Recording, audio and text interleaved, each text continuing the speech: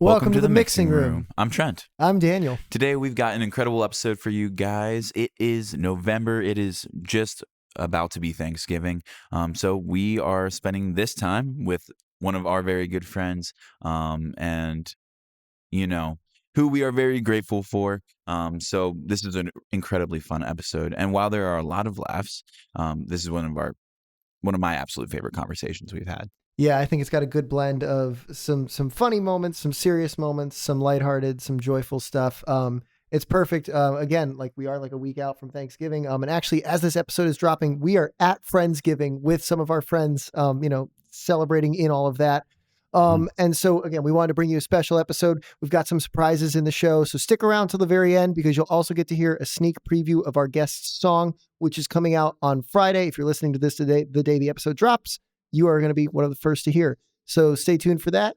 And because we have so much great content, we just want to go ahead and get right to the conversation. So without further ado, enjoy our time with Alex Lomartire.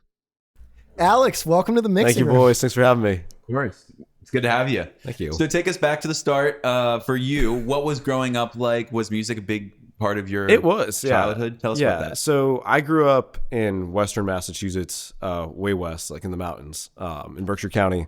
And for most of my like young childhood, we lived with our grandparents, and my like whole family all lived together. So I spent a lot of good summers with my grandfather and grandmother, and he was really big. Both of them were really big in the country. So I grew up listening to like Johnny Cash, Randy Travis. He loved Randy Travis, Merle, Dolly, like all those like solid, just what you think of when you think of country music. We lived like 45 minutes from a divided highway. So we grew up like very much in the country, and Massachusetts ain't known for that. But at way out west, like basically in Vermont. So I lived there till I was like 10. Then we moved to New Hampshire, and that's when I really like dug in on music. The middle school there had a bunch of plays, and I went to the first one.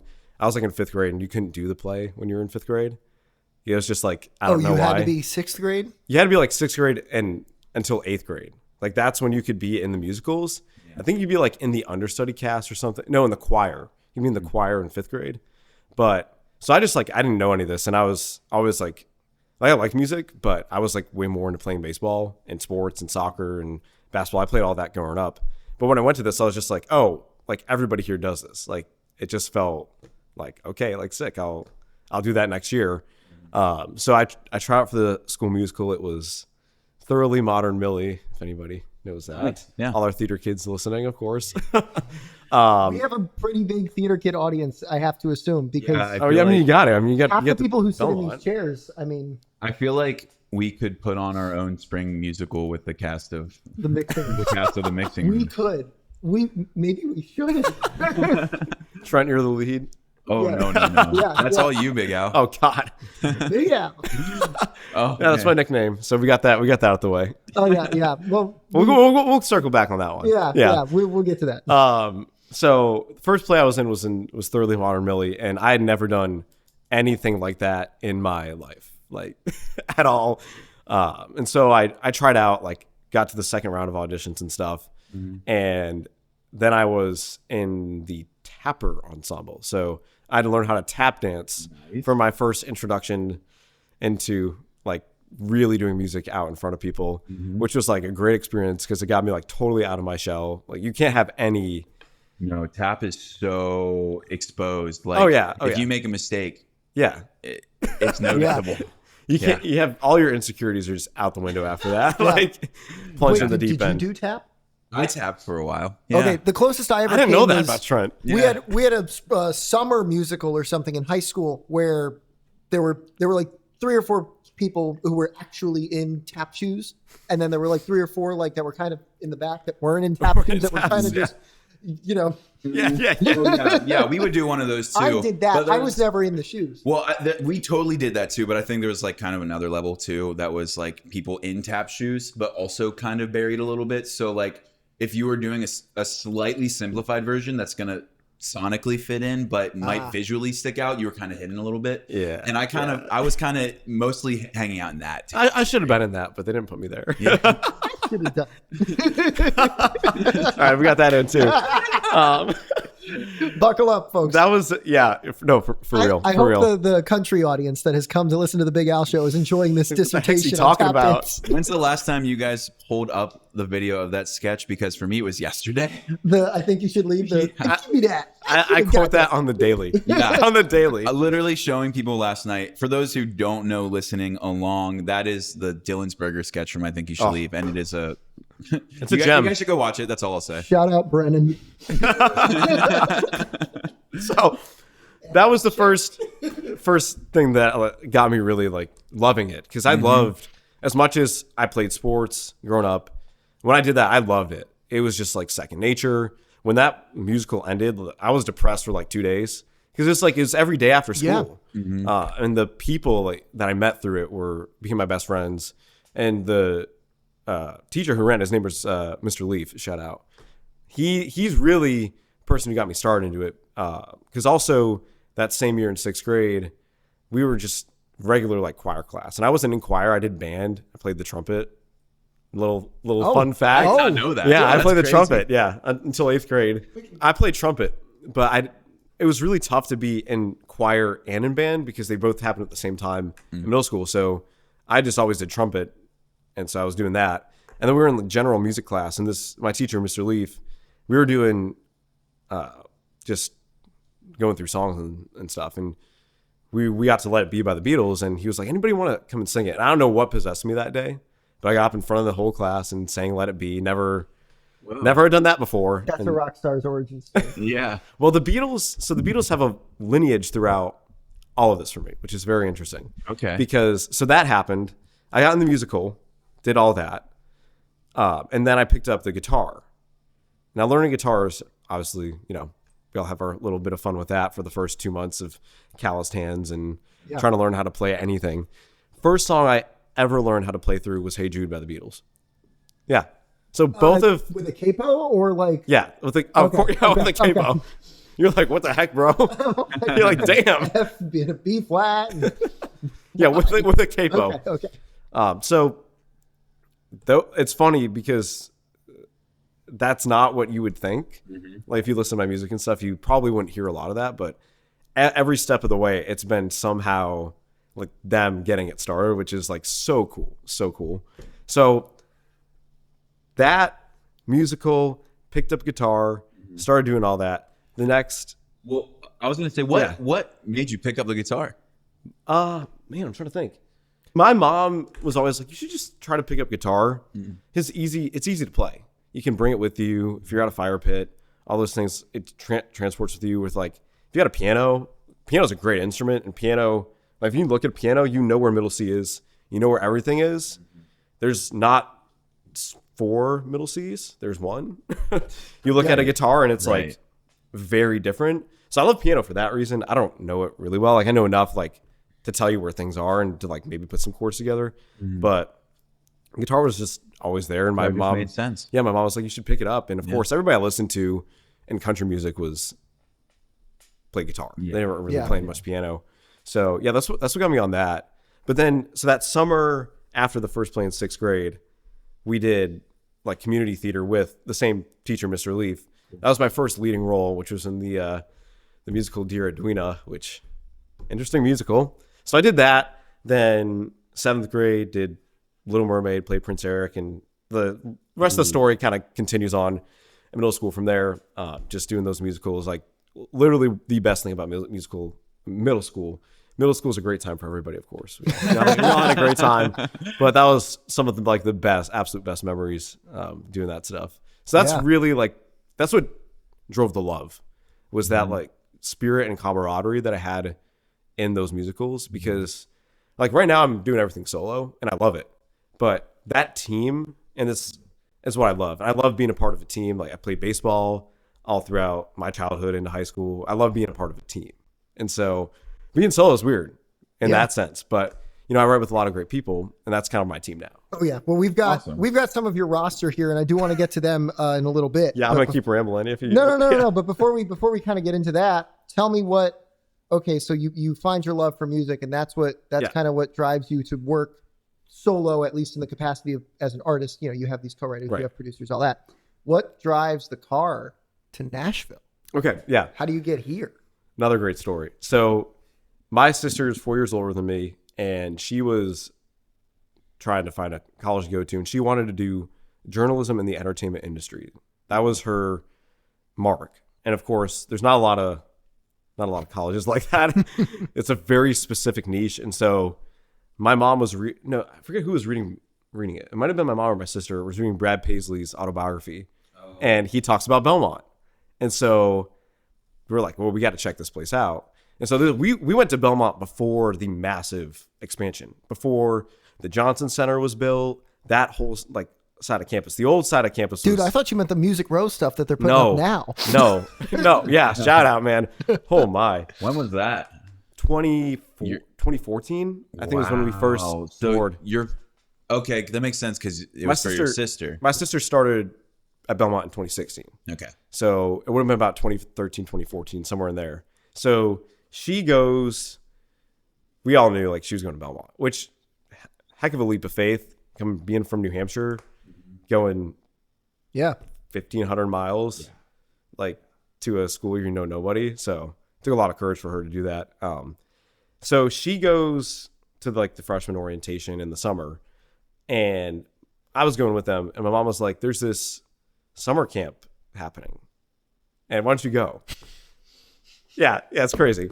But so backtrack a little bit. Throughout high school, was still performing at like places in New Hampshire, learning guitar, like still doing all that stuff like on my own. So that was still like a healthy dose of that. I was coming back a little bit in high school between Nashville and New Hampshire while my sister was in college, so kept that going. But back to the summer, my sister goes to the freshman orientation stuff. I go to this camp, and it's the greatest thing ever. Just another thing. Like there are so many people from that camp, because I went 4 years. There's so many people from that camp that went to Belmont, and I'm still friends with. My freshman year roommate, Andrew Grooms, went to that camp. Grooms was at that camp? Yeah. So many people were at that camp. Still some of my like closest friends that I met at that camp are still here, which is nuts. So high school also wasn't like the most fun thing ever for me. Every summer, that's another thing I look forward to. It's just like the 1 week out of the year, I was like, oh, this is just the best thing ever. And that really set me up for a lot of knowing what I was getting myself into, because that camp it focused like on the music, obviously, but there was also other things that it talked about, like the industry itself, that I would have never had any knowledge of. My vocal coach, Jamie Wigginton, met at that camp, worked with him throughout high school. And yeah, so it put me in a good spot to set up for coming to Belmont. And so when the time came for me to apply to schools, I didn't apply anywhere else. I just applied to Belmont and said, we don't have a backup plan here. The backup plan is to show up at the door and beg. Which is also such a rock star thing to do, is like not have a backup plan. Like you just know, Yeah. What are you going to do? I guess if it doesn't work out, a podcast. I want to talk catalog for a minute because, okay. Yeah. Well, first, before we even get into these songs, past few years, I feel like almost every year, maybe we took a bye year in 2024. We did. But for the past few years, every like October, so funny, Al drops a banger and invites everybody out of town, like to the next town over where he lives at an undisclosed location. And just throws like a Jay Gatsby party. I wouldn't call it Jay Gatsby, but it's got the best food. There's like Italian sodas and like Fenway Franks. Yeah. We had that one year. Hey, we got Fenway Franks. Al, tell us about the parties and the releases, and why is it every fall there's a it just felt like the right time. All of the songs like that I've released were kind of fall vibe, like mixed with. I'm proud of those, like the stuff that I've released. I'm mixed with. Fan favorite. I'm proud of those songs, like very proud of what I did with them. So much has changed since then, though, just in terms of my vision and just how much I'm writing. So I look back at those songs, and they were really what got that all kickstarted. But the October thing, it just happened. Like I never planned it. October theory. October. It's so true. It's so true. October theory is real. But yeah, those were fun parties. We had fun. Yeah. I'm unfamiliar with October. October Theory? So October Theory is this theory that everything super crazy or important that happens in the year happens in October.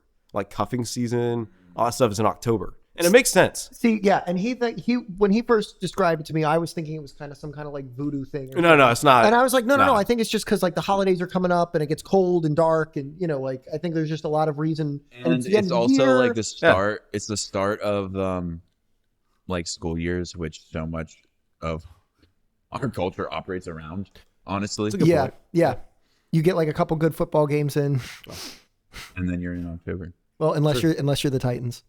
Okay, you know what, Al? I don't want to necessarily ponder on all three of these songs that you've put out in the past. Not because I don't love them, I do. But because I want to leave a lot of time for talking about your latest release and talking about some of these writers around and stuff.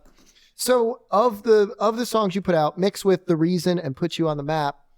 Yeah. Which one? You've said there's been growth since then. Which one is maybe still your favorite of the three, or what resonates still, or if it resonates differently? What I still love Put You on the Map. Just the overall vibe of the song got kind of where I'm looking right now. I think it was like what kind of put my compass the right way. It's also a song that's about. I get it. Maps, compass. I did that unintentionally, so good catch. This guy's PR trained. So that song talks a lot about basically leaving my hometown and wanting to give them something. And I still feel that way. And I look back at that song and just the grit and the vibe on it. My producer, Reed, he always nails it. Just absolutely nail that song. And so that's the one I'm like the most proudest of. It felt, it's funny. I catalog all my own stuff and whatnot because I'm independent. And I went back and I listened to the original voice memo of that song. It must have been a few months ago. And I listened to it. I was like, dang, like when you write that much, it's not that I don't love every song that I write. It's just that you have to move on. You don't get that same like marination process. On some of them I do, ones that I'm really passionate about and stuff, but sometimes it's just like you gotta just keep writing. Whereas when I was writing for like those songs, it was more, I didn't write as much. And so I was listening, I was like, it's really raw. And I love listening to the earlier stuff because as you write more, you get more polished and more technical.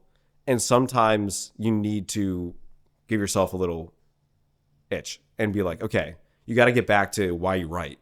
Because you don't write to be technical. You write because there's an emotion. Yeah. And trying to remind yourself of that and where you started, because I don't want to be what I was as a writer back then, but there was real emotion, real raw emotion. And sometimes when you write, right now I'm writing for other people a lot too. That's a lot of what I do. And you're writing their story. Whereas when I was doing that stuff, I'm fully writing for me by myself, how I would say things. So I like going back and listening to that stuff it keeps it fresh for me. And it reminds me of kind of where the root is. Yeah. Actually, that's really funny you said that. I was just thinking about how often you're writing for yourself or someone else nowadays. And when you go into a write, do you know which it's going to be, or how does that work for you? Now, if you asked me that 6 months ago, I probably would have been like, I'm writing solely for other people. Yeah. Now, that's a little bit different, just based on recent developments. Okay. But what do you mean by that? It sounds cool. Yeah. No. Elaborate on that. Well, I didn't plan on putting out music this year in the slightest. That is true, folks. That was not a plan. So let me tangent this real quick. I think our friendship is comparable to that of Bon Jovi and Bruce because sometimes Al and I just either take a drive or go for a walk, hang out one-on-one. Not one-on-one. We hang.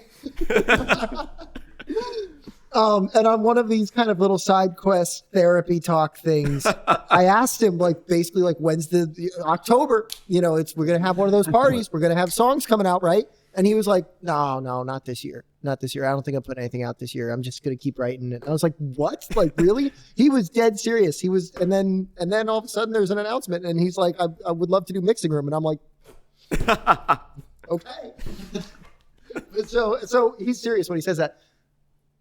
So then you get an inspiration. Yeah. So most of the time right now, it depends if I'm writing for pitch or writing for an artist. I know when I'm walking in a room if I'm writing for an artist, and you're writing, they've got to drive that train. They've got to say what they want to say, because I don't know. Yeah. Like a lot of, and recently it's been some newer artists. I don't know them super well, so you try to get to know them and what they would say, and you do all that. Mm-hmm. But there's a few other artists that I work with who I know extremely well.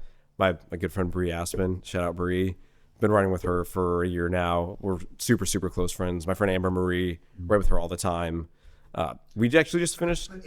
Yeah, we started writing down names. We finished up writing her stuff. That's all set to come out this month too. November, yeah. Ooh. Yeah, so that'll be coming out. That'll be out right around when this is. Yeah, so that's all coming out November 28th. Okay. Yeah. All right. Yeah. That's awesome. Be on the lookout for that, folks. Yeah. If you like Alex's writing, you can hear more of it. Hear more of it. You can hear a lot of it here in Nashville. And you again, we're just talking about, your roster of co-writers here. And you play a lot of rounds with the same people that you write. I do. Yeah. My really good buddy and other writer and great artist, J4. Are you looking at my paper? No. I'm just like seeing if you had him on there. I was like, he's going, who do I know? I do have J4. I play so many rounds with him. He's awesome. I play a bunch with him and my other good friend Julia Morey, who co-produced with me on San Diego. Oh, sick. Yeah. So we'll get into that, but I play a bunch with them, which is it's so much fun playing with people that we all write together too a bunch. So when you have that level of camaraderie on a writing round stage, it's really special, because a lot of the time too, you can be walking into a performance on a writer's round and you not know anybody. And I did that for a while. I play at the Commodore. If you've been to the Commodore Grill, yeah, man. That's where you start. Yeah. You start there and you work your way up. And so playing there, you're playing with people you've never met before, but it's a great way to meet people. So that's my one thing. If you come into town and you don't know what to do, go to the Commodore, because other people are doing the same thing, and finding your crew of people is so important.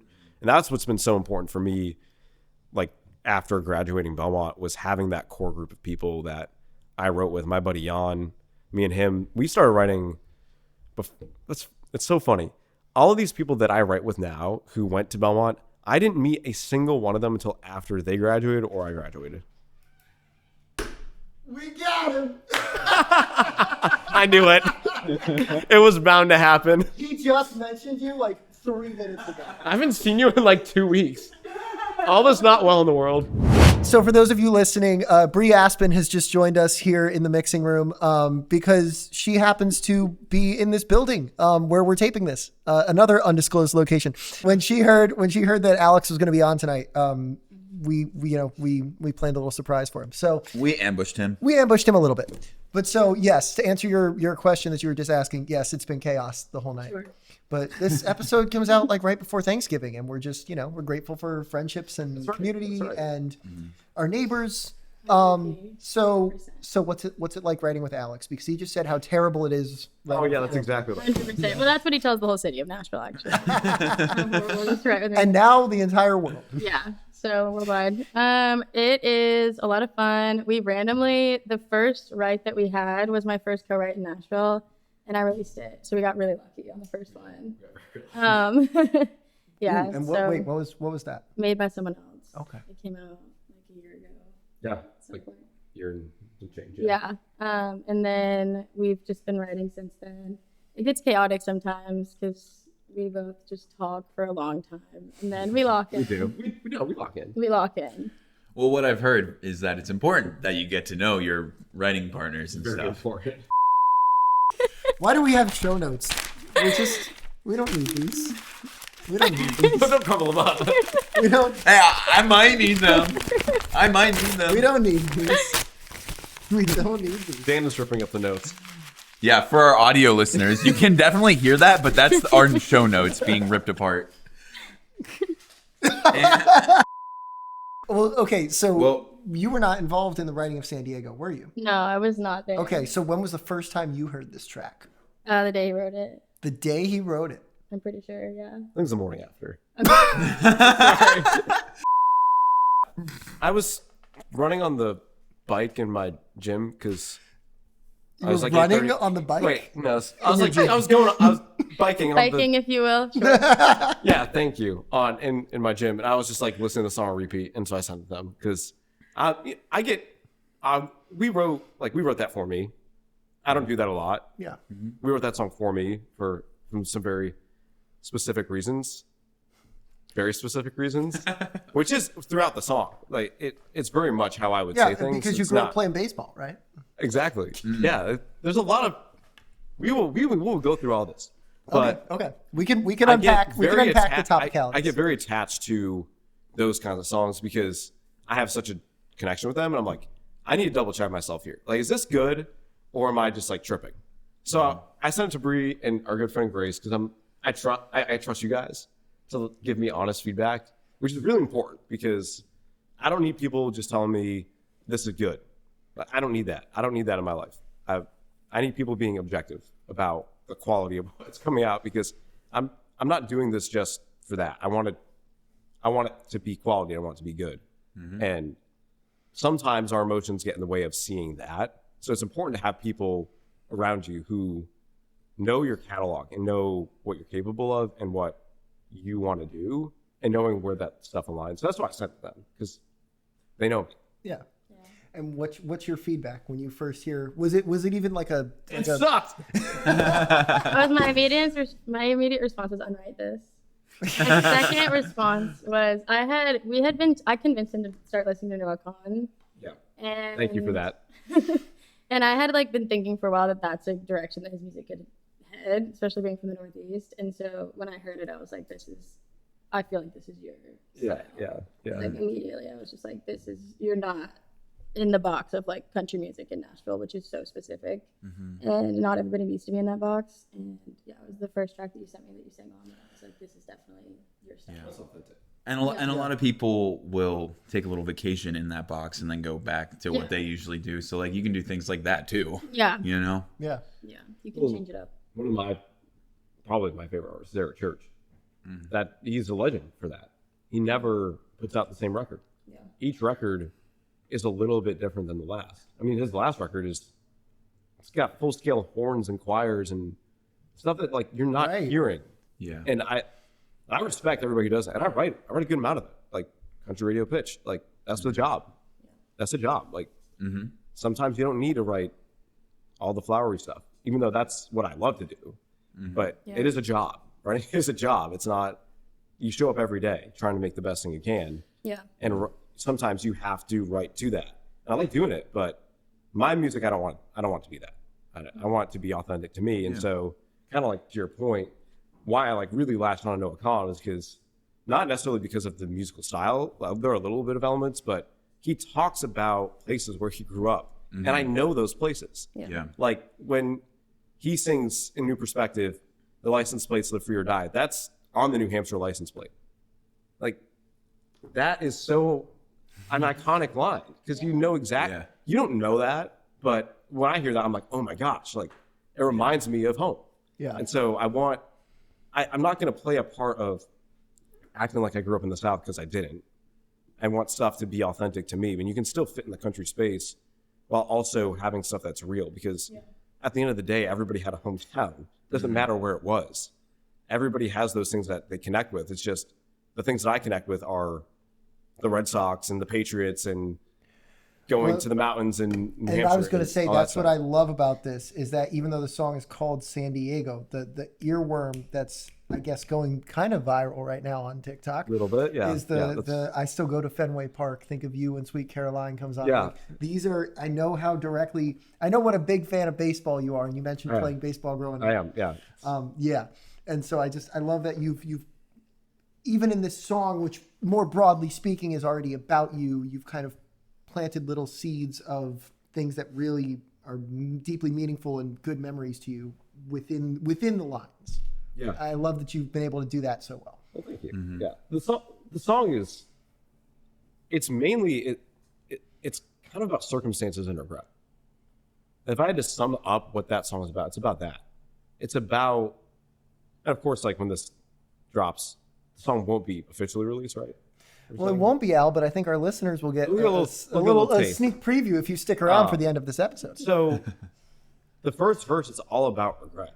It's all about things you should have done. And so many times in my life, I have gotten my own way for no reason. I think a lot of us do that. The things we say to ourselves, like you would never say the things you say to yourself to one of your friends. Like ever. Like it's wild. And so that first verse is all about that. And then obviously the chorus is the chorus. But I was driving in my car back from a write, and I'm weird, so I try to log off as much as I can, because it'll be like 10:30 at night, I'm driving home, and I just like, I don't want to listen to anything. I want to be with my thoughts. Yeah. And it's important to have that planned boredom, because that's where creativity sparks. So I'm like sitting in my car, and of course the city of San Diego was just, it was a topic. It was a topic in my life at that moment. And would you say it was topical? It was topical. I'm driving in my car, and I'm just like playing this melody in my head, and I'm like, sitting pretty in the sands of San Diego. And it just like, it went from there back. And the whole juxtaposition, that's what the whole song is about, this relationship that's two sides of the same coin. It's like one person's having a great time. One person's trudging through the snow in New England. And if you've been in New England, you know what winter's like. Yeah. It's all about juxtaposition. Mm-hmm. And the second verse is my favorite, because second verses are the hardest thing to write. And particularly the lines about Fenway and all of that. We weren't going to do that originally. We were talking about places that I grew up in my hometown in New Hampshire, and I grew up in Dover, New Hampshire, and there's this place in Dover called Henry Park. And so we started from there, really. And so we're talking about it, and it's the postseason. Red Sox are about to make it in. And so that was like at the top of my mind, like, this is so perfect. Like, why not go there? Mm-hmm. Yeah. Go there. That's like some of the best advice I've gotten from people in this town is be specific. Like, go there. Don't be afraid. Don't write fearlessly. Go there. It's real. So we wrote it to that. And that whole verse, it means a lot to me. And of course, that's the thing I decided to promote on TikTok, which is why I'm releasing the song. Because I would not have released this if it didn't latch on as much as people did to it. So, yeah. But yeah. When you're writing, how often do you write a song in order, and how often do you have to rearrange the pieces? How do you know when a verse is a verse 1 or a verse 2? And Bri, same question. Yeah, and yeah. I don't ever write it in order. I think you know that. Like, I can count on one hand the amount of songs I've written in order. It's the process in which I write, I don't feel like makes any sense, which is why Alex has kind of had to learn how to deal with it, because a lot of it is just like I'll see something in my head, and then half the battle is trying to figure out how to like verbalize what I'm seeing, hearing in my head, and getting somebody else to like feel the emotion that I'm feeling from it. I usually the best songs that I've written have been just like a line will come to me out of just like nothing. Like I'll just be like doing the dishes or something, and a line will come to my head, and I'll just write it off of that. And I don't know, I bounce around a ton when I write, which But it's also that creativity that comes out of that boredom. Yeah, exactly. Yeah, I've had to like really find things, like I crochet a lot, which will like shut my mind off. That's so cool. Our audience is going to love that. And like doing things that are specifically not about music, which is very hard to do. I do the same thing. I cannot listen to music on the ride home, like from a gig or from a ride. Like the last thing I want to do is listen to music. But yeah, I definitely bounce around a ton. Yeah, it depends for me. I feel like I'm a little more structured, would you say? Yeah. I tend to think in blocks. So a lot recently I've been starting writing the chorus. I usually do start with a hook. I will say that is usually where I land first. Because for me, and there are some times when I haven't and it's kind of fallen, but the other day I was like, actually this morning I had a song idea like in start, I was like, this isn't the hook, but it's a start of something. Then I had this like long notes app of just hooks and ideas and stuff. And then I found something, because I'm like, usually when something's clicking, there's a reason, because I've thought about it before or it's somewhere. So I have this massive note list, but I usually start with the hook, because then you know where you're pointing to this is a very country writer thing, very country. You know where you're pointing the song, Because if you're writing a verse, but you don't know where you want it to go, and like to your point though, you don't need to have a hook to know where you're going. Yeah. It helps, but you can write it linearly, verse through chorus, without having the hook, as long as you're writing towards something and you find it along the way. A good example of that is a song that I wrote with my buddy Jan, Sarah Ashton, and Maddie Hendry called Good Years. Sarah Ashton walked in with this song idea. She was like, I just want to write a song about how he washes the truck for his new girlfriend, and he did it for me. And we're like, let's run with it. It was like a double. It was a night write. I was like, we need to get something going. And so we're just writing, and we're chatting through the song, and somebody like said, yeah, she got those Goodyears. And I was like, that's a brand of tires. And so there's the hook. Yeah. So sometimes it falls like that, but we're writing towards it. You just find it along the way. You catch good songs. Creativity is not something you can like white knuckle grip to death. Right. As much as like I want to. Some days it's like, oh well, it's maybe not there. Maybe I went down the wrong path. And you'll say this. We show up every day to write a song and we have no idea what we're going to get from ourselves. No. It's the process. Do you guys ever feel a pressure? Never. Maybe that's a stupid question, but I mean, what would you say was the best year for the Red Sox? Like, what was their best team? Like, what year was it? That's a tough question. Because I just use it, or the Pats. We could do the Pats. Yeah. What was the best year for the Pats? 2007 Patriots are the greatest football team to ever walk on a football field. Oh, God. And they didn't win the Super Bowl, but okay, fight him on it in a second. But let me use this for the metaphor. In my mind, some ways, you guys, you two, and the rest of the roster that's on the piece of paper that I tore up, are the 07 Patriots. Oh, God. Like you're them, right? You just show up and you're badass and you're yourselves and you do it. But do you ever feel like, oh, what if I'm not that guy or that girl today? Like, and what does that feel like? Because do you also feel like you're standing in the room with the 07 Patriots and then you feel like you're like a high school football player? Every single day of my life. Yeah. Then why are you doing this, Al? And why are you so damn good at it? Imposter syndrome is not a bad thing. Yeah. It's not. Fuck, that might be the title of the episode too. It's not. Imposter syndrome is kind of a healthy thing. You don't want to get out of control. Right. But you're walking into writes it's so vulnerable when you're not writing with people you've written with before. Like, okay, here's this random person that I've never met before, never had a conversation with them. I'm now going to spill my guts out to them. Yeah. Like there's a certain level of courage that you take on. And so it's like, it's the weirdest thing because like you asked, like, why do you still do it if every day you're like, oh, because that's what drives. Like we're always searching for that next song, that next idea, that next evolution. Mm-hmm. Yeah, I agree. I mean, I've always been like that though. I've always, like, I played golf for a really long time, like 15 years of my life. And I was always just like, what if I'm like not good at this? And with golf, it's a little bit easier because you have some numerical values to hold to whether or not you're good at it.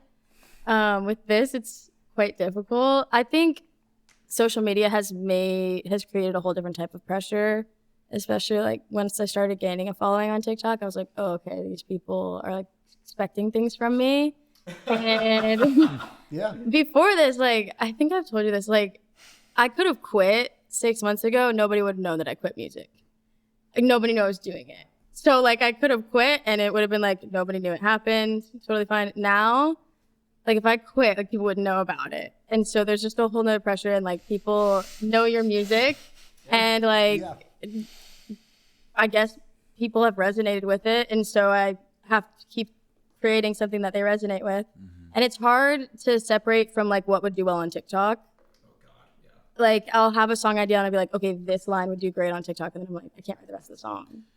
Yeah. So it's like, you've got to just like separate that. Yeah. But yeah, to answer your question, we both are like pretty. Well, it's like, and two quick things to your point. One, this is kind of along the lines of the conversation that we had like a month or so ago when we planned that you would come crash this episode. Mm-hmm. So thank you for echoing that on air.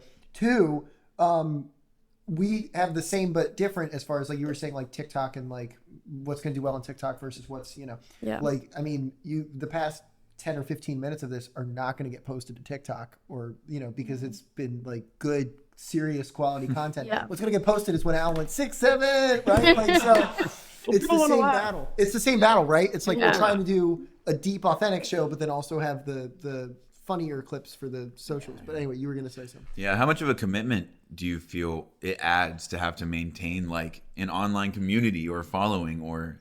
It's a lot. Yeah. It became my full-time job a couple months ago. And if you're not posting like 5 videos a day, you're kind of falling behind from a music perspective, which that's horrifying. is tough. Yeah. I think I've said that before to you, but let me say it again. That is horrifying. It's tough. But it is cool because I've been able to build a fan base that I've never had before. Like I got recognized for the first time at a gig the other day, and it was this girl from California, and she was like, I was hoping I'd Is she run from into San you. Diego? Ask that. She was. Imagine. She was. Wow. That's crazy. She that she was. was. Yes, she was from funny. San Diego, I don't California. know anybody from San Diego. That's what's crazy. Yeah, it was just a random city. Just sings well. It does. It does. Yeah. 100%. And also, by the way, tell him why he's wrong about the 2007 Patriots. I just hate the Patriots, and Well, just okay. the ball deflating thing. Just like I'll never stop bringing that up. Go Falcons! Thank you. Okay, it's not a good day to say that. I get it, but Falcons. at least I have. Okay, if you're a Patriots fan, I get it. You're from New England. As a Falcons fan, Deep in New England. you cannot say bandwagon. I have have been through the ringer and back as a Falcons fan. Congrats. There's no point where they were good. The only time they were good was in 2016 when they. Went to the Super Bowl, and then Tom Brady completed the greatest comeback in NFL history. Because he never doubted. And you know what? You know what I said the day after that? Go Falcons. The day after I did not. And I say that day respect of. that. You go down with the ship. Yeah, exactly. If the Patriots sucked, I'd go down with Yeah, them. but Which that they doesn't did for a few years. like A couple years, and now we're back. I just hate the Patriots. The Patriots are the first team to ever walk out on a Super Bowl as a team together. Every Super Bowl before that, each player walked out individually. Okay. Do you The want a Patriots sticker? are the. There's a reason why Tom Brady's the GOAT. That's one guy. What about? I thought it was a team. It is. Yeah. That was a team, good Al. call. Guys like Cool. Julian Edelman, scrappy guy, slot receiver, Rob Gronkowski, 5th round draft pick. He's 5th round. I'm gonna get flamed for that probably. Patrick Chung, Rob Ninkovich, like all these guys you don't think about, but Big it's a team. dogs. It's a team. Yeah. Yeah. He did refer to you guys, meaning his co-writers, As a team. Did you? Yeah. Wow. He said that he loves teams. But And did, he kicked off the team pretty yeah, no, soon. but he did say that he does like to walk in the room first. Yeah. Well, he's always there before me, so I can tell you that he does Well, that's walk in just the 'cause room I'm first. He's he's always super 15 punctual. minutes. I'm always 10 minutes late. He's always 5 I'm minutes just early. type A to the max. Do you want to stick around for a couple more minutes? Sure. We're going to do some fan questions for Alex, but Do if you it. want to kind of I'll sit just in be house on here. it. Do you have a fan question? Um, Let's start with Bri's question. what's your favorite Noah Kahan song and why? In Favorite? detail. And have you made it through the discography that I sent you? And the notes list that I sent you descripting every one of his songs and which mental illness it's associated with. I haven't gotten through the entire list yet. Okay. However, Wow. my Fuck that. favorite. I have to think. I'm not going to get flamed like I did at a Halloween party about Bruce Springsteen. I showed up to our friend's Sarah Jean's Halloween party dressed as Bruce Springsteen, and a certain gentleman there decided that it was a good time to ask me my favorite Bruce Springsteen song, which I have one, but I took like 2 seconds to think because he's got such a good list of songs. Yeah. And then the guy grilled me about not being a Bruce Springsteen fan, so. Which is BS, by the way. I'll defend this. Anywho. Well, Al and I were a duo costume because Al was Bruce and I was Bon Jovi. Like we've said earlier in the friends. show, they're friends and we're friends. We're friends. And, yeah, we got the records. friends. Al, we got both those records behind you. We got the Bon Jovi album and the Bruce album behind Sorry. Alex on the set. Where was I? Okay, but favorite. Northern Attitude was the one that I was like, what is this? I need more I of this thought it in was my going to be life. that or Halloween. Yeah, I wrote down Northern Attitude first because I was like, I bet That's you probably like my that second song. one because I listened to that and I was like, oh my gosh. Like I've never felt more seen by a song about where I grew up. Yeah. But Halloween for a few reasons. The production of that song. Unbelievable. Also, it's not Halloween, but the ghost you dressed up. Like, who Sure thinks of knows that? how to Who haunt. thinks of that? It's unbelievable lyricism. I could write an essay on that song. Yeah. Oh. Bar for bar. It's Let's do it right now. unbelievable. Yeah, Look, like- Bar for bar, pound for pound. The last line of that song is, it just kills me. It kills me. Unbelievable writing. I only tell the truth when I'm sure talk about- that I'm lying, so I'm setting sail once again. A song that gives me imposter syndrome, Halloween by Noah Kahan. How the heck do you Every feel time about I write, I'm like, oh, it's Yeah. not that. Yeah. Which I guess is kind of good, but like, It's good to have high hopes. If you think your songs are that, then you would be in trouble probably. I'm sure To be he wrote that and was right? like, we're This at our sucks. peak. That wouldn't be good. Yeah. Yeah. Okay, I'm gonna speed run these here. Okay, these are fan questions submitted by completely anonymous people. First fan question: is it ever Little Al or like Minimal Al? No, it's Big Al. Big Al. One might even say Maximus Maximo. Alexander. That's right. Or Maximo. Maximal. Love it. Next fan question. You're gonna enjoy this one. Do you get on bass? Again, these like are completely Scott Adberg. anonymous. I'm like Scott Adberg. Y'all know Moneyball. That same anonymous viewer throws in "Go Yanks." Oh, get out of here. I hate I'm these. outing him. Jacob Coble. Get off this. Of course you're a Yankees fan. Our next anonymous fan question says, "Why the Red Sox?" What the... Mike. I grew up in New England. Well, that's our next fan question, and I don't have a voice for her, so I'm just gonna have to read it normally. All right. What happened to Anonymous? I mean, this anonymous, definitely not the guest from the pilot, says, "Please sing Your Man" by Josh Turner. Oh, God. Oh. I do have a bit of a cold. Give us like That one now line. is the Give us time. the first line of it. All right. Baby, lock them doors and turn the lights down low. Yeah. Okay, that's it. Any more and we got to pay.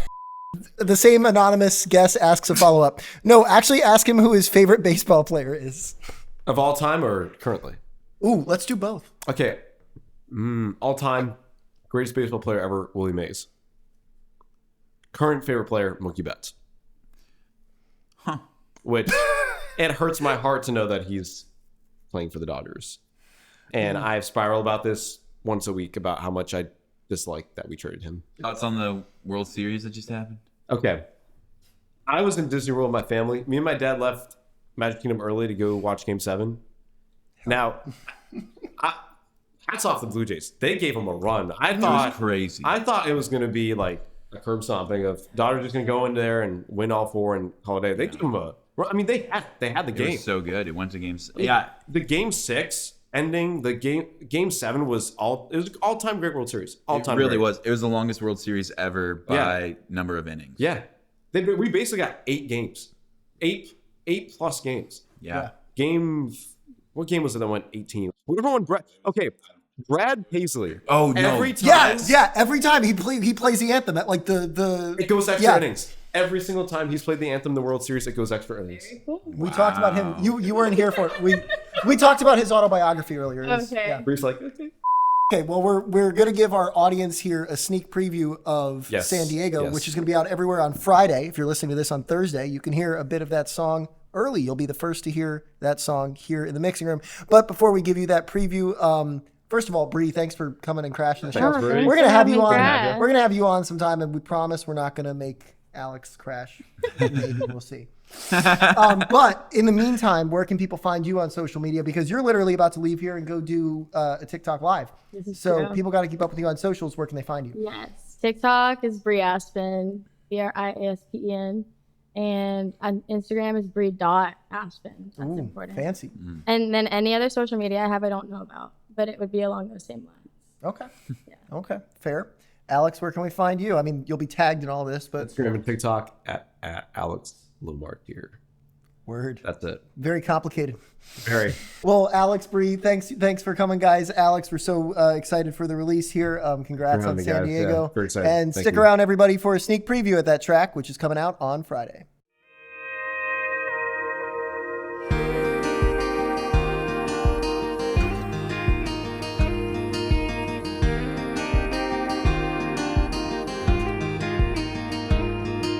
drop off lane, catch your flight, pounding hearts, teary eyes, a final kiss before we said goodbye. I'm staying east, you're moving west, words unsaid weigh on my chest, those coulda, shouldas turn to regrets. The hands of time didn't fit right, but I still miss yours in mine. Holding on to hope when I should let it go, 'cause you found your settle down in La Jolla Cove. We were so close to hitting home. Now I'm deep in New England snow, and you're sitting pretty in the sands of San Diego.